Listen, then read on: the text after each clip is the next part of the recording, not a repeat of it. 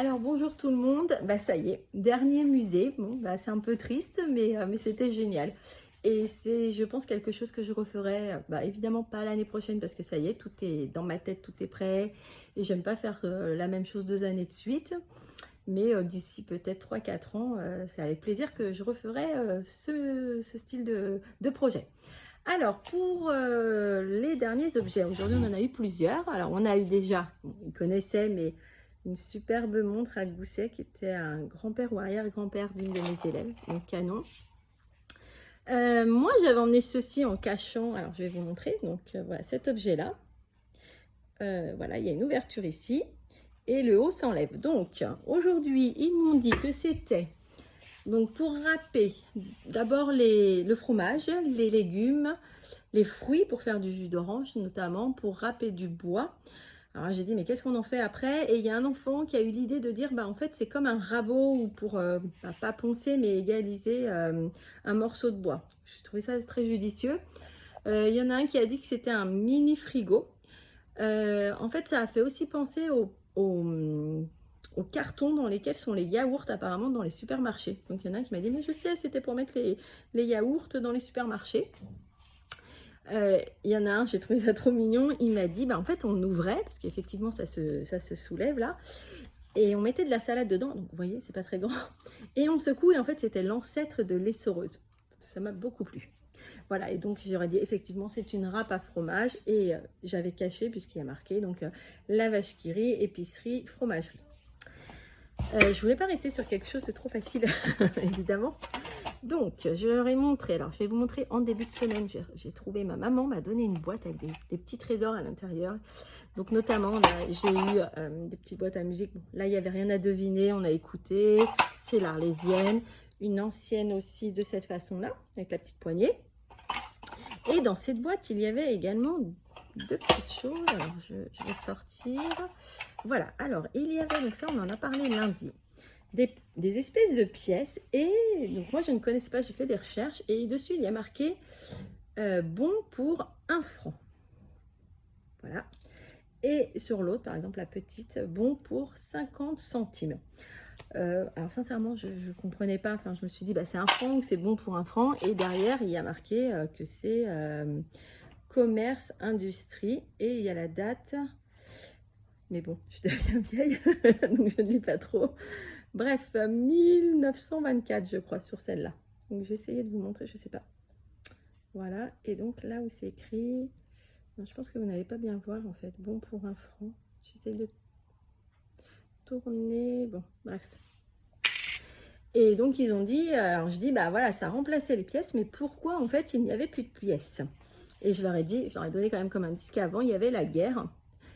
La Première Guerre mondiale, et en fait à l'époque du coup bah, tout ce qui était les métaux etc ont servi à faire les armes, et on n'avait plus de métal pour fabriquer les pièces.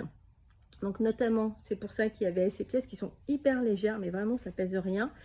Et aussi, d'après ce que j'ai vu sur internet, et vous pourrez aussi regarder, c'était aussi quand il y avait des problèmes d'inflation, toutes ces choses là en fait.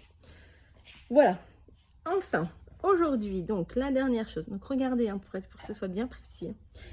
Et enfin, aujourd'hui, je leur ai montré ceci, donc une espèce de pièce, et vous voyez dessus, il y a marqué PTT. Donc déjà, ils ont adoré ce sigle. Alors, ils m'ont dit que c'était pour aller à PTT, justement.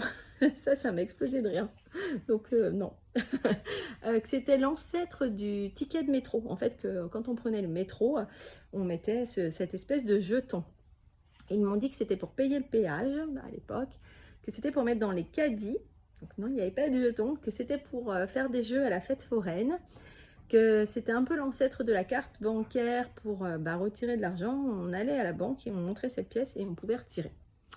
Que c'était quelque chose pour visser. Et effectivement, ça fait penser à... Alors là, j'y connais pas grand-chose non plus en travaux, mais l'enfant en question m'a dit, on mettait ceci, on vissait et ça permettait... On voit ça chez Ikea un peu, vous voyez, sur les meubles. Voilà, un enfant a dit que c'était un aimant, et ça a été trouvé aussi que c'était donc pour les téléphones. Donc on a regardé une vidéo, on a rigolé, parce que du coup c'était une vidéo de l'époque justement, et c'était un monsieur qui avait trouvé une astuce, qui mettait un fil, pour justement utiliser son jeton tout le temps. Et donc, il disait, mais mon Dieu, ce n'est pas un bon citoyen. Enfin, c'était rigolo à regarder. Voilà. Ensuite, alors je voulais leur emmener mon bisounours de l'époque, que je ne retrouve pas. Donc, je leur ai montré sur Internet que moi, dans les années 70, enfin, je suis des années 70, mais dans les années 80, c'était quand même la grande mode des bisounours. Donc, voilà, je leur ai montré les premiers aussi sur Internet, les premiers jeux vidéo qu'on avait. Donc, moi, j'adorais Space Invaders. Je leur ai montré, il y avait des vidéos, on a vu une petite vidéo pour voir comment on jouait avec tous les martiens qui descendaient de plus en plus vite et qui nous tiraient dessus. Je leur ai montré, qu'est-ce que je leur ai montré d'autre? Le Tetris avec la Game Boy. Et puis le Donkey Kong, je sais pas, ceux qui sont de ma génération, on avait les petites consoles orange et ça s'ouvrait. Et enfin, moi, je sais que j'adorais le Donkey Kong. Voilà. Autrement... Donc c'est tout. Alors j'ai pas mal de choses à vous dire. Cette semaine, on travaille sur les émotions. Alors je sais pas ceux qui me suivent depuis longtemps et notamment le confinement. J'avais pendant le confinement créé un petit dossier pour les élèves pour vivre les émotions. Et donc on a vu plusieurs émotions. Donc la joie. Donc au départ, par exemple pour la joie, j'explique que c'est l'émotion du plaisir, que tu peux être heureux sans raison. Cette émotion te donne de la force. Et ensuite, je leur demande, écris un souvenir qui t'a rendu heureux. Quand tu es heureux, comment réagit ton corps? Donc, c'est un choix multiple et il y a le autre. Une chanson qui te met de bonne humeur. Écris dans les cases des mots ou de choses ou des personnes qui peuvent te rendre heureux. Donc, j'ai quand même eu l'apéro. J'ai bien rigolé.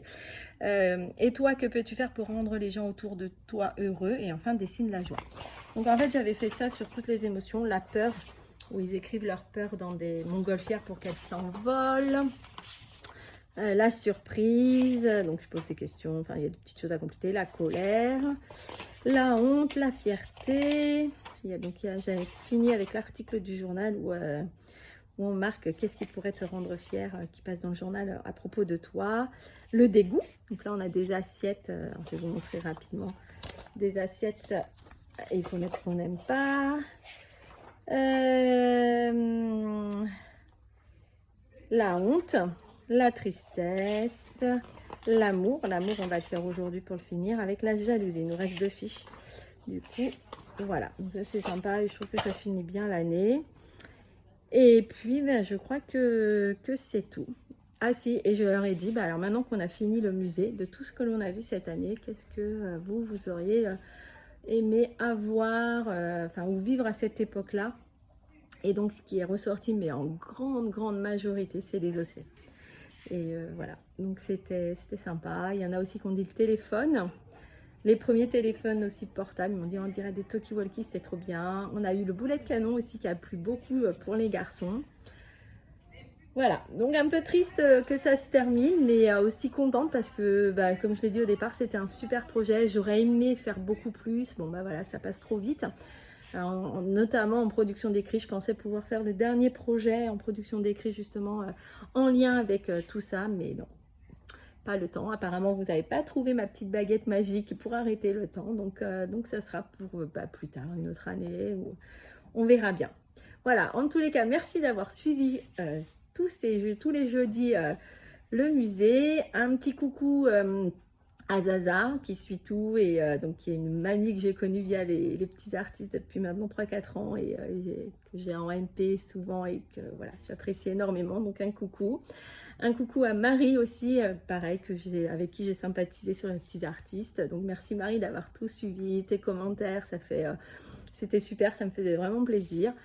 Merci à ceux que j'oublie parce que c'est hyper important et comme je disais, un peu frustrée, on a eu notre soirée théâtre et j'ai remercié le professeur de théâtre.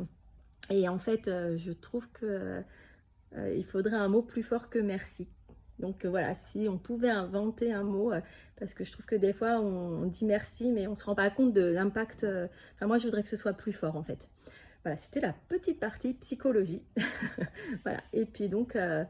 je vais vous partager des petites choses, les dernières petites choses, je pense. Je vais vous parler peut-être des prochains projets de l'année prochaine qui me motivent et qui me font plaisir aussi. Et puis pour cet été, écoutez, je pense qu'on va continuer sur les livres à partager, tout ça. Bon, 10 minutes, il est temps de couper, hein. Et puis à bientôt, et puis encore, donc merci.